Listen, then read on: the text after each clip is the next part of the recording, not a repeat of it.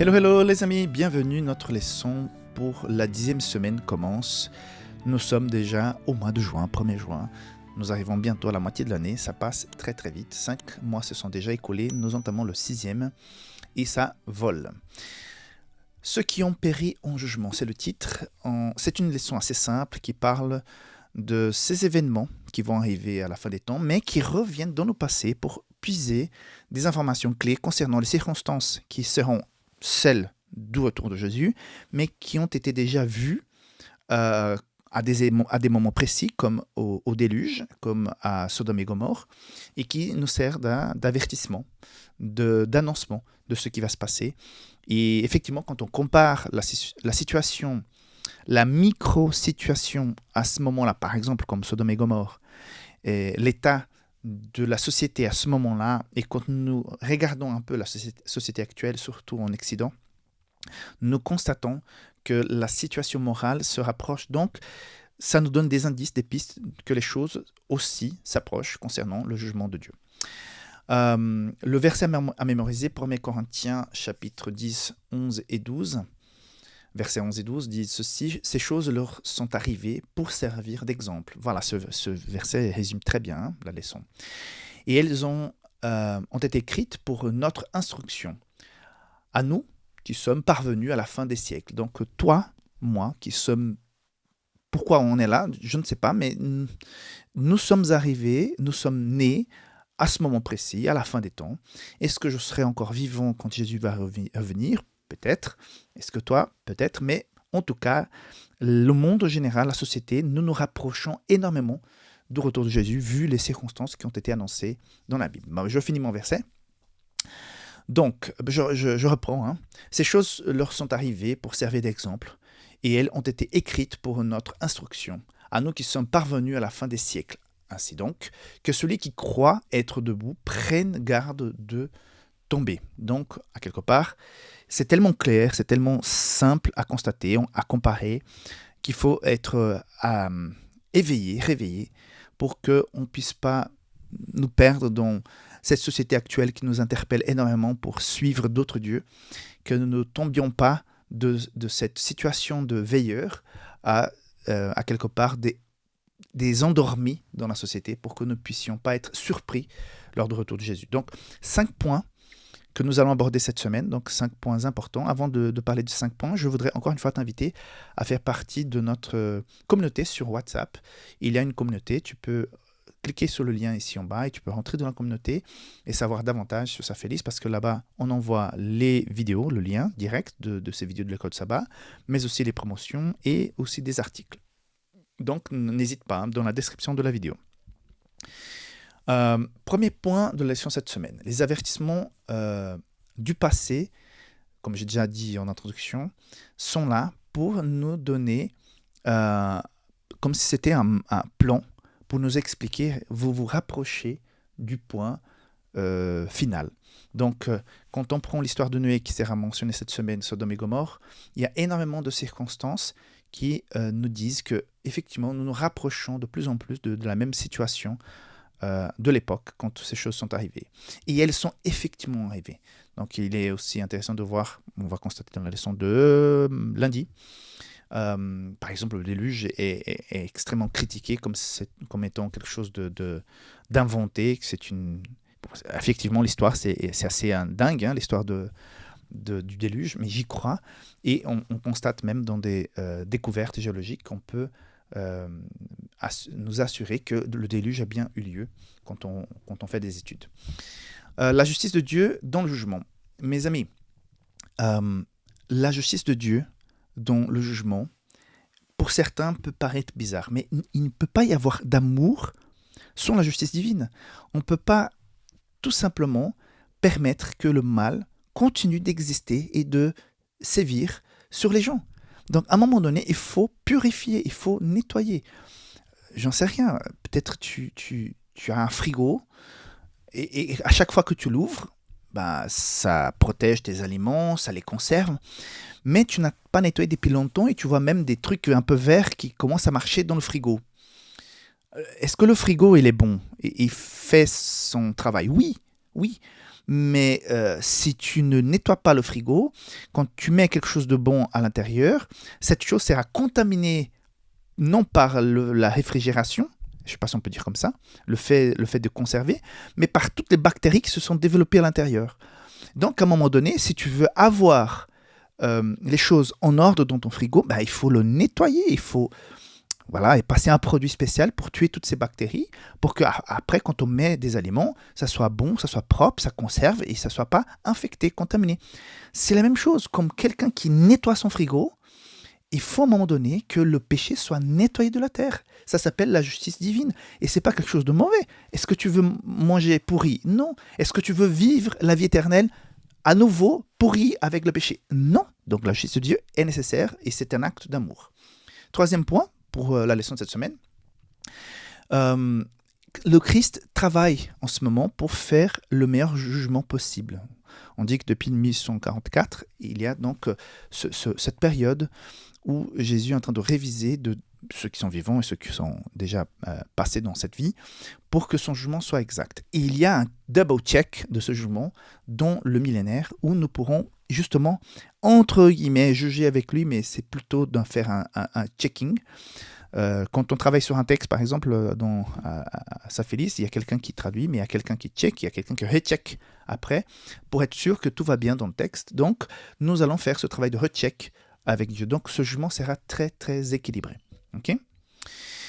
On peut tomber aussi, dans cette période de fin des temps, dans un aveuglement spirituel en croyant que parce que je suis actif dans l'Église, parce que je suis inscrit, parce que je vais régulièrement, parce que mes parents, ma famille, la tradition, ces choses-là ne valent rien devant ce jugement de Dieu qui regarde le cœur. C'est pour ça que les œuvres ne peuvent pas nous sauver. Les œuvres sont le fruit d'une vraie relation avec Dieu. Mais si tu sors la liste des choses, de la bonté de ton cœur que tu as réalisé pendant toute ta vie, ce n'est même pas ça. C'est le sang de Jésus-Christ qui nettoie le péché, qui nous remplace, qui fait l'affaire. Okay?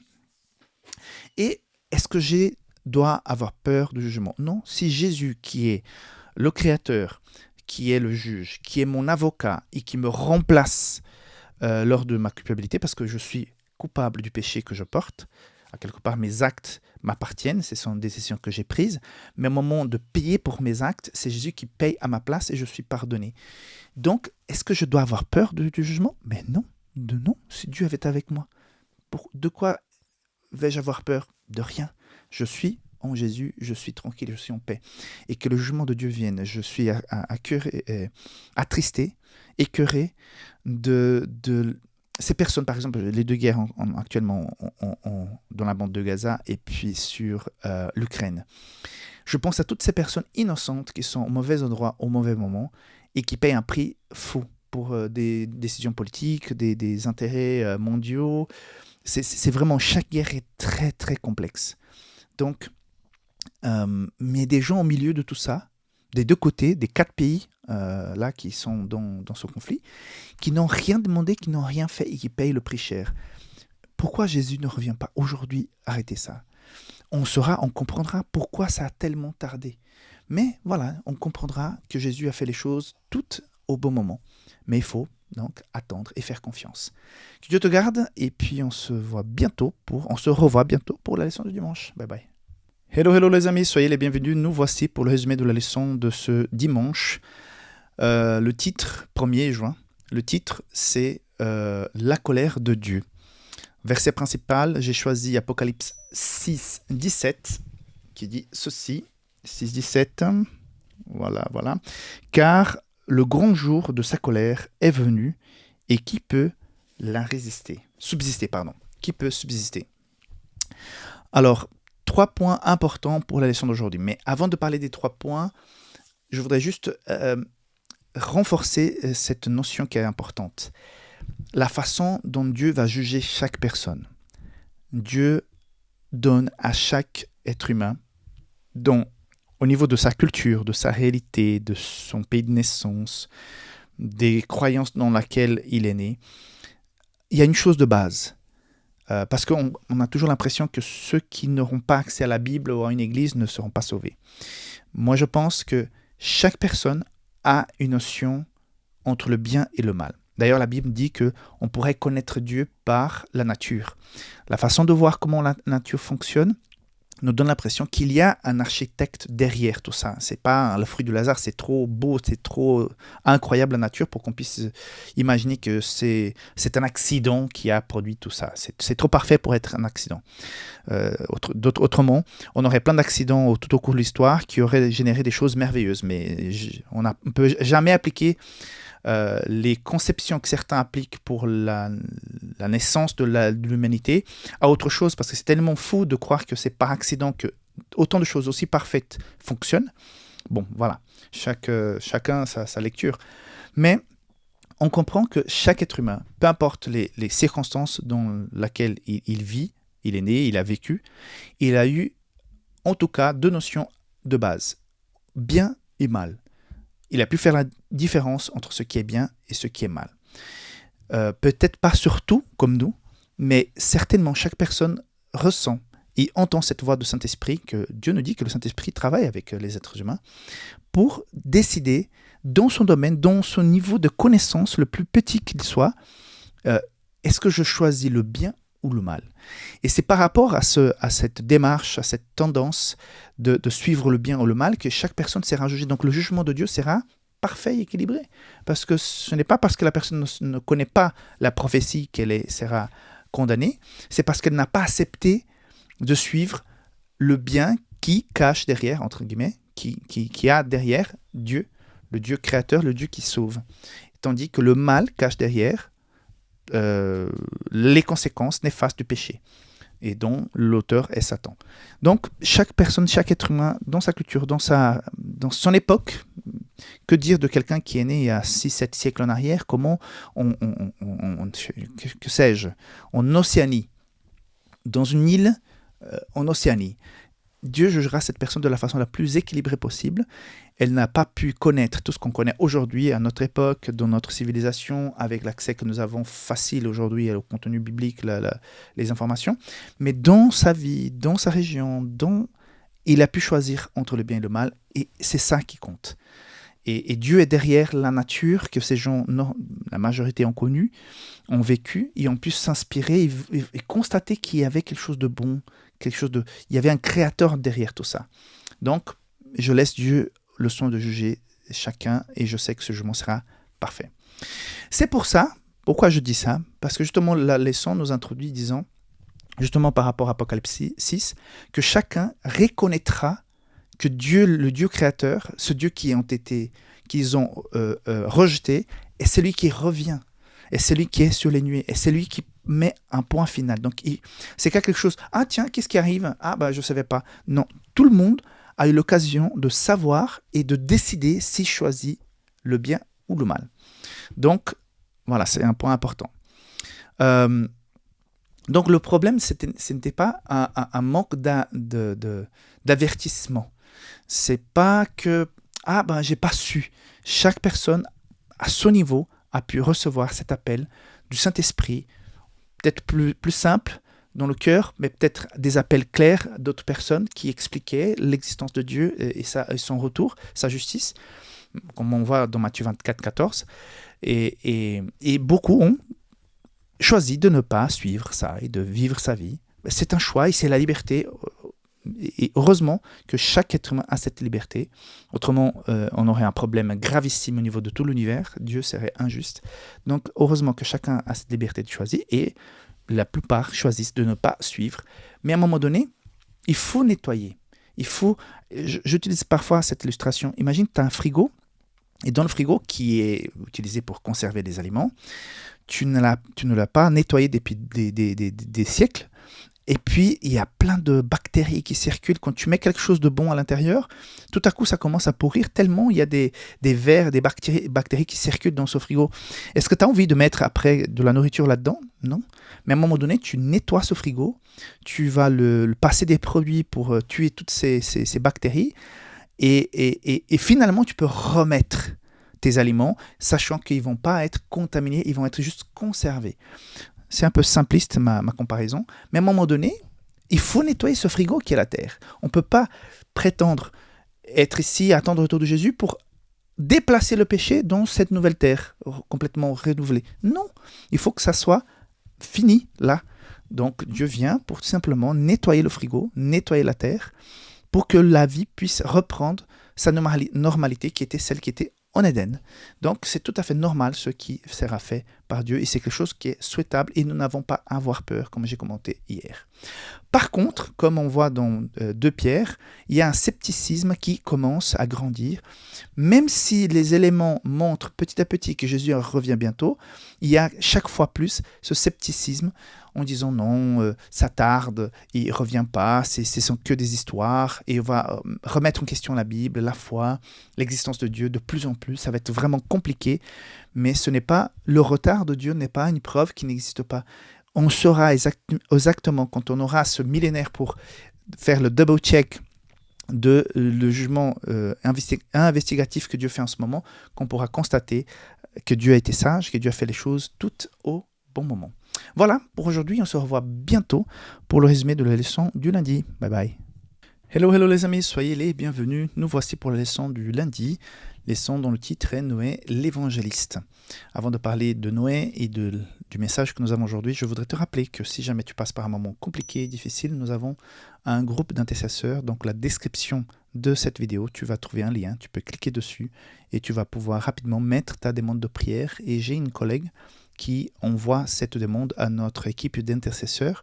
Donc n'hésite pas, si tu passes par une mauvaise passe, si tu as besoin d'un soutien spirituel, de faire part.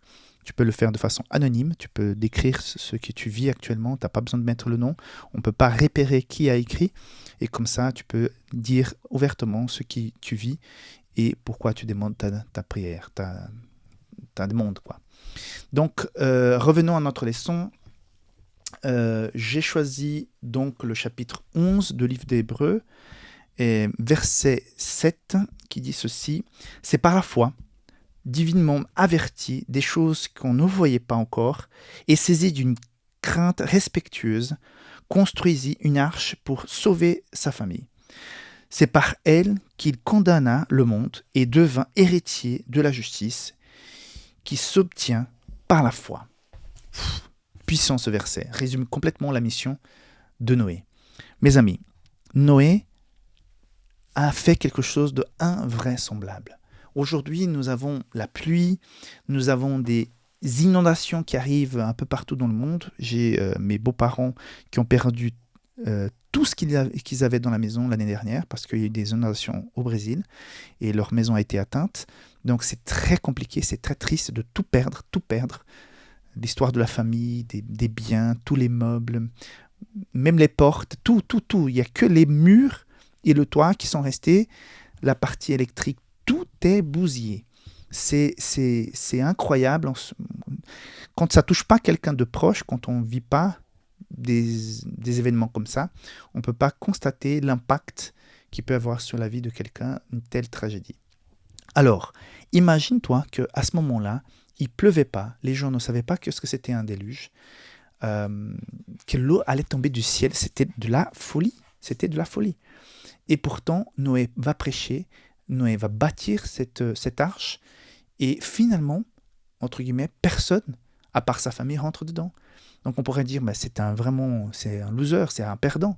Non, c'est un héros, c'est quelqu'un qui a pu résister, et justement, il est dans la galerie des héros de la foi, parce qu'il a pu tenir jusqu'au bout dans cette prédication. Mais pourquoi nous en parlons? Parce que nous vivons quelque chose de semblable. Aujourd'hui, nous prêchons un message, comme l'Église du reste, un message qui est mal reçu, qui est pour certains c'est de la folie, quand Jésus revient, le jugement de Jésus actuellement dans le ciel, le retour de Jésus, le millénaire, résurrection des morts et tout ça.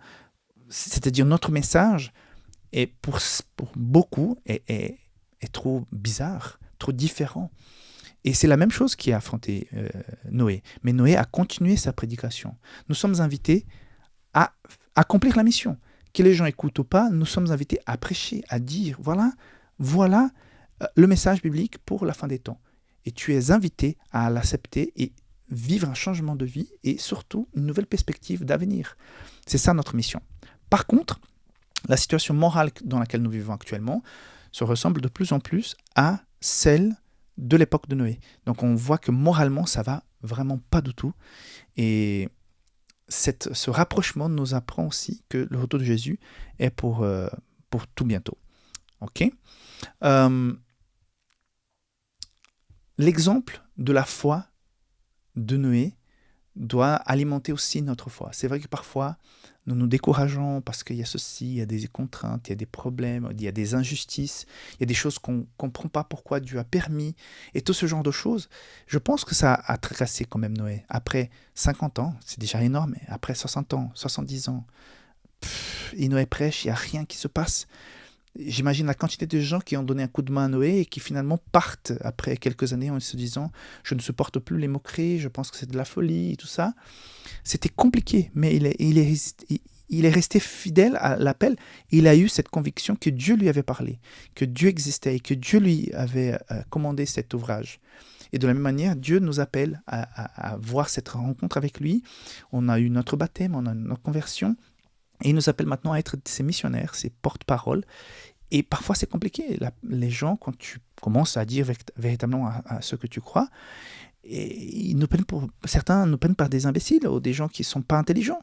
Mais le regard des autres n'est pas ce qui importe le plus. C'est le regard de Dieu et c'est le point de référence que nous avons, c'est la parole de Dieu. Si je crois que c'est la vérité, je prêche, que les gens acceptent ou pas, c'est leur problème, c'est le travail du Saint-Esprit. Mais nous, imbibés par le Saint-Esprit, nous sommes invités à prêcher cet évangile. Donc voilà, en résumé, la leçon d'aujourd'hui, et que Dieu puisse t'inspirer et savoir que même si c'est un peu fou ce que nous prêchons, c'est la folie de Dieu, c'est pas la sagesse des hommes. Donc il vaut mieux être fou pour Dieu que sage pour les hommes, parce que ce qui est arrivé va arriver à nouveau. Et j'espère que nous serons debout et serons contents de voir Jésus revenir sur les nuées du ciel. À demain, bye bye. Hello les amis, soyez les bienvenus. Leçon de l'école de sabbat de ce mardi. L'histoire de Sodome et Gomorrhe, c'est le titre. Le verset que j'ai choisi, c'est 2 Pierre, chapitre 2, verset 6, que je vous le lis. S'il a condamné à la destruction et réduit en cendres les villes de Sodome et Gomorrhe, les donnant comme exemple aux impies à venir. C'est-à-dire que ce qui s'est passé avec la ville de Sodome et Gomorrhe, c'est un exemple, mais pas seulement pour ceux qui seront condamnés. On pense toujours à ces gens qui vivent comme Sodome et Gomorrhe, qui vont être détruits et que vont devenir des statues de sel. Pas cette fois-ci, mais bon, on pense à tout ça. Mais c'est aussi, et c'est ça que la leçon nous ramène aujourd'hui, c'est aussi un avertissement pour nous aussi, qui sommes chrétiens, qui sommes engagés, qui sommes dans l'Église, parce que nous pouvons avoir des aspects de Sodome et Gomorrhe, même dans notre vie. Donc l'invitation de la leçon aujourd'hui, c'est de prendre ça comme exemple, pas seulement pour appliquer aux méchants qui vont être perdus, mais appliquer à nous aussi, parce que je ne pense pas que Sodome et Gomorrhe s'est réveillé un jour en disant « Ah, maintenant on va être très très méchants, et on va même avoir envie de violer des hommes qui vont arriver dans notre ville inconnus et que les hommes de cette ville vont vouloir les violer à force. » Pour arriver à ce stade-là, je pense qu'il y a eu tout un processus, petit à petit, qui ont fait en sorte que tout ce qui était interdit et qui était mal vu devienne une normalité. Et je constate la même chose aujourd'hui. On voit tellement de films, des podcasts, des articles, des revues, des couvertures qui normalisent l'impensable. Par exemple, une chose pour moi qui n'est pas du tout normale, qui pour moi ça ne sera jamais normal, c'est qu'un adulte puisse avoir des relations intimes avec un enfant. Ça ne rentre pas. Mais j'ai l'impression, c'est une impression personnelle, que comme si la société commence petit à petit à expliquer qu'il peut y avoir un amour d'un adulte vers un enfant et que l'amour de l'enfant vers l'adulte est un amour sincère et qu'il faut comprendre que comme il y a toujours eu des pédophiles, c'est qu'à quelque part c'est peut-être un amour qui existe et qu'on ne sait pas les comprendre et tout ça. Non. Mais j'ai l'impression que peut-être dans quelques années on va normaliser un truc qui aujourd'hui c'est tellement clair que c'est non.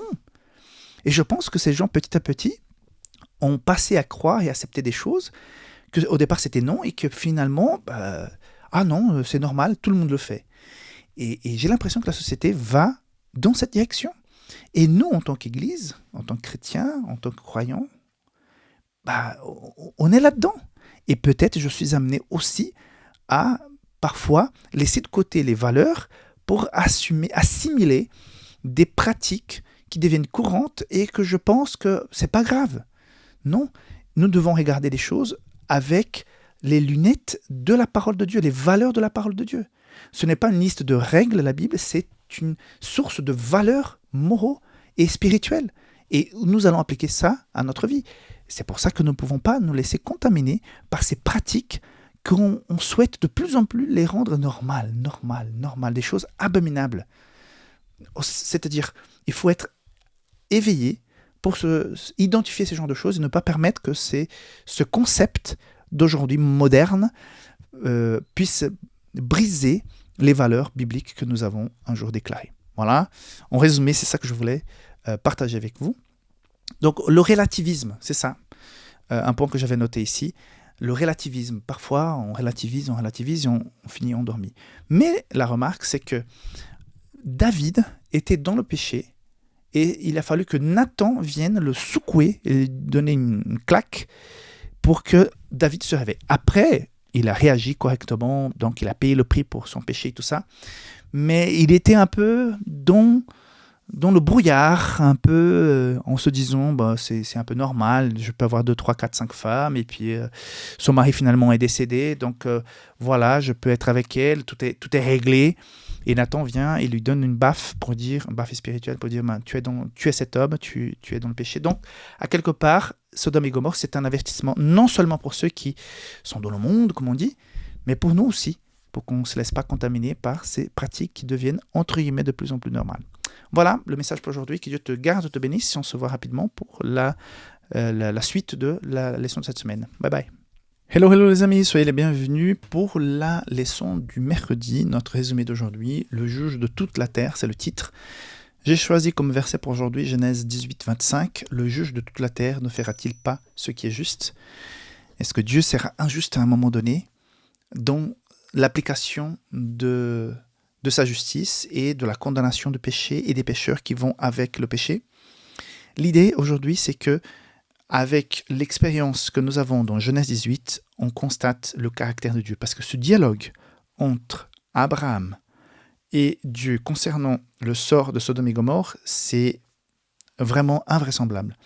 Puisque Dieu, avant d'appliquer cette justice à Sodome et Gomorrhe, parce que le péché était vraiment, vraiment ancré dedans, à savoir que dans ce dialogue, Abraham, un être humain comme nous, essaye de sensibiliser Dieu au danger de peut-être, au milieu de cette destruction, toucher quelqu'un qui ne méritait pas de subir ce châtiment.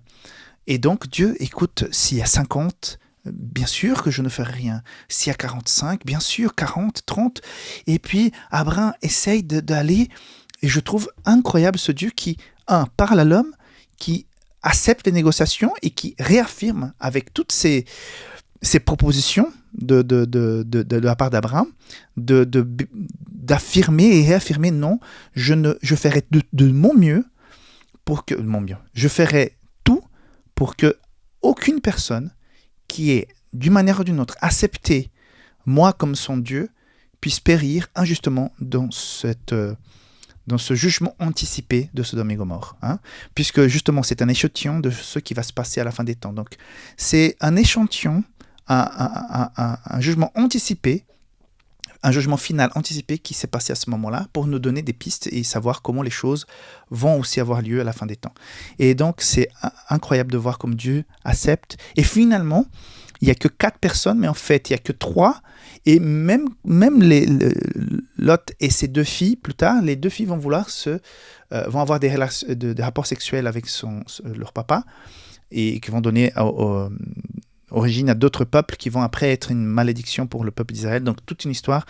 Malgré tout, malgré ces 3 personnes qui ont pu sortir, le péché a continué à se manifester dans la vie des 2 filles de Lot. Donc pour voir comment Dieu, à quelque part, ne laissera personne. Si elle a moins de chance que la personne ait accepté dans son cœur à Dieu, cette personne ne va pas périr injustement dans l'application, la purification qui est le jugement de Dieu. Okay? Donc on voit que Dieu est transparent et juste. On voit qu'il est plein de compassion et qu'il écoute l'intercession. Okay? Et tout se fait de façon publique. Tandis que Satan, quand il s'approche d'Adam et Ève, quand il s'approche des autres personnages bibliques, quand il parle, c'est en cachette, c'est de façon déguisée. Dieu parle ouvertement et clairement. Dieu fait passer les anges et Jésus chez Abraham. Il y a cette conversation, ce dialogue. Les anges vont là-bas. Les gens veulent les violer. Donc on ne fait que constater le problème moral de cette ville. Mais personne ne sera de façon innocente condamné parce qu'elle se trouvait au mauvais endroit, au mauvais moment, comme on voit aujourd'hui dans les guerres des êtres humains. Voilà tout ce que je voulais partager avec vous aujourd'hui. C'est assez intéressant, c'est assez clair et rond, mais c'est important de nous rappeler de ces principes de la justice, l'amour, la miséricorde de Dieu, mais que la justice sera faite parce qu'on ne peut plus vivre avec le péché. Ok ? On se voit demain pour la suite avec la leçon du jeudi. Bye bye. Hello les amis, soyez les bienvenus. Nous voici pour la leçon du jeudi, ce résumé dont le titre est le jugement d'avant la venue du Christ. Verset principal que j'ai choisi, Daniel 7, 10.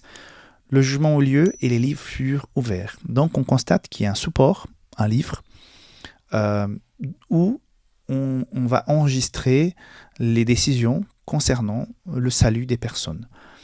Ce n'est pas un support pour qu'on découvre au moment où Jésus revient, un tel est sauvé, un tel n'est pas sauvé, il faut aller les chercher celui-ci. C'est quelque chose qui se fait en amont. Au moment où Jésus revient, il vient chercher ses enfants. Donc ses enfants, on le sait déjà qui sont. Donc c'est plutôt pour l'univers. Ce sont donc ces noms qui sortent du jugement investigatif que nous croyons, qui ont commencé en 1844, jusqu'à au moment où Jésus revient, à la fermeture de la porte de la grâce, comme on dit. Et donc, ça sert de témoignage pour qu'on puisse constater que Dieu est juste dans chaque jugement. Ce même support sera analysé pendant le millénaire pour ceux qui sont sauvés et qui vont faire, comme j'ai dit cette semaine, le double-check de ces noms. Donc, c'est plutôt comme un témoignage. Et on va constater dans ce rapport que la grâce a été merveilleuse et que Dieu a écouté, Dieu n'a oublié personne et son jugement a été très juste, très équilibré et chacun a pu décider pour soi-même s'il voulait faire partie de cette liste ou pas. Okay ?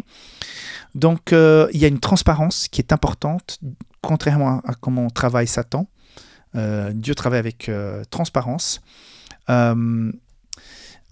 Donc, ça nous donne plus d'assurance que ce qui va se passer est équilibré et juste. Donc Daniel 7 réaffirme les anciens, le livre qui est ouvert, c'est le Fils de l'homme. Donc c'est lui qui est venu, qui a connu notre vie, notre nature. Donc il peut juger chaque personne de la façon la plus équilibrée possible. J'ai déjà donné d'autres informations concernant la façon comme Dieu va juger les gens. Donc c'est pas une enquête, c'est un constat de la décision de chacun, mais on va pouvoir avec ce support vérifier qu'effectivement, Dieu est extrêmement équilibré dans ce qu'il fait. Donc voilà, c'est le résumé de la leçon pour aujourd'hui. Et on n'a pas à avoir peur de ça, c'est quelque chose de saint.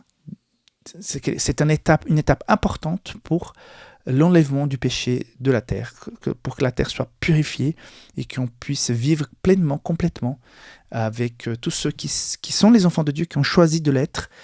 Et nous n'aurons pas d'inquiétude, de doute par rapport à ceux qui n'ont pas accepté, qu'on va constater tranquillement, ouvertement, que ces personnes ont fait leur choix. Voilà. Et ça ne peut que engendrer en nous une certaine confiance, amour, respect par rapport à la façon comme Dieu traite et travaille pour le salut de l'humanité. Voilà, on se voit rapidement pour la leçon de vendredi, qui est un petit résumé de la semaine. Bye bye. Hello les amis, soyez les bienvenus pour notre résumé de la semaine.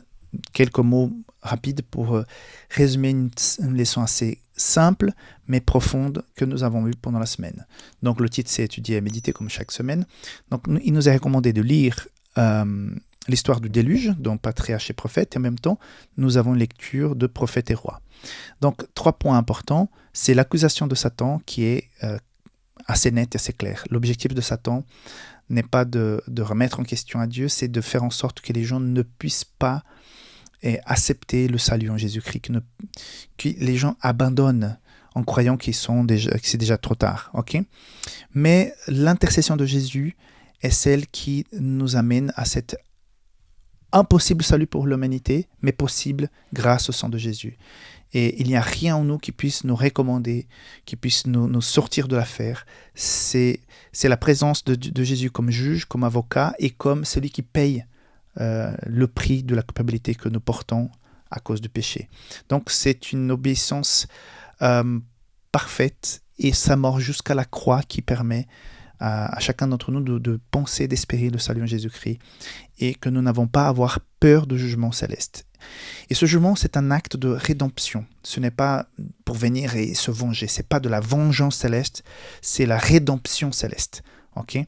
Donc, c'est à aborder avec amour, joie, espérance. C'est la rédemption qui vient avec le jugement. Il y a un jugement parfait, équilibré, dont l'univers est témoin, dont nous pourrons faire le contrôle après. C'est la chose que nous devrions désirer le plus et sans crainte. Mais en attendant, nous avons une mission de proclamer, de partager, d'annoncer cet Jésus plein d'amour qui souhaite nous sauver, qui souhaite faire la différence dans nos vies. Que Dieu te garde, que tu puisses avoir cette relation avec le Christ, cette confiance, cette paix, parce que tu n'as pas peur des plaies, de la fin des temps, des choses qui vont arriver, des montagnes qui vont bouger. Ta foi est basée en Jésus-Christ et avec lui, nous n'avons rien à craindre. Même si ça va bousculer, ça va être compliqué. Il y a l'angoisse de Jacob, il y a tous des moments compliqués que nous allons vivre à la fin des temps. Mais cette connaissance que nous avons aujourd'hui dans des temps de calme permettrait de nous donner cette solidité, cette foi comme a eu Abraham, comme a eu Noé, d'affronter ces moments avec la sérénité en disant « Je sais en qui je crois et je sais ce qui va arriver et je fais confiance ». Voilà, que Dieu te garde, un très bon sabbat pour toi et ta famille. On se revoit la semaine prochaine. Bye bye.